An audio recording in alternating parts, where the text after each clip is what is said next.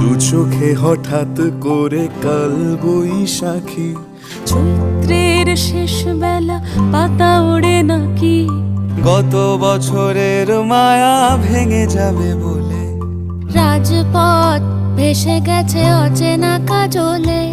দু চোখে হঠাৎ করে কাল বৈশাখী, চৈত্রের শেষ বেলা পাতা ওড়ে নাকি, গত বছরের মায়া ভেঙে যাবে বলে, রাজপথ ভেসে গেছে অচেনা কাজলে। তুমিও অঝরে তাকে শুধু ভালোবেসো, এসো হে বৈশাখ।